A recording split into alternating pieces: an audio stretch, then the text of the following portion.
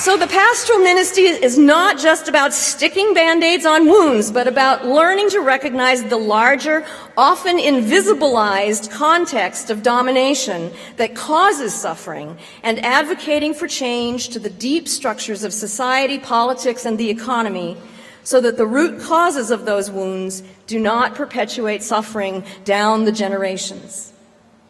By the same token, knowledge of the unconscious, you knew I'd come back to that, of the places where we ourselves have been wounded, even traumatized, is central to effective advocacy for justice.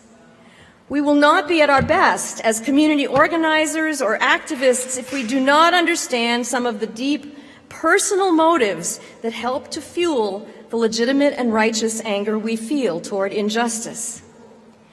If we are only fueled by, for example, an unconscious wish to throw down all authority because our father or mother were harsh and authoritarian, if we are only fueled by a desire for retribution because of traumas we have suffered and survived in the past, then we may be actually prone to unleash our anger onto one another in a kind of more pure and righteous than thou way, or we may simply be prone to burn out.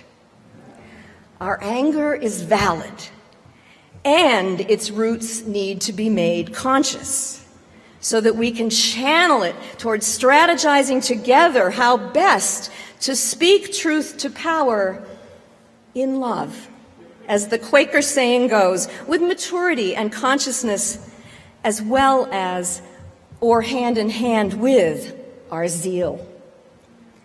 So how do we get to that promised land that Isaiah so richly and beautifully describes? He couldn't have written that passage without both righteous anger and a deep love for the people.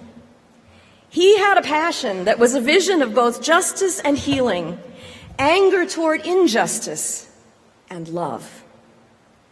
Revolutionary love is the motto on our orientation t-shirts this year. I see in those two words a healing of the very split that might divide us between the pastoral and the prophetic.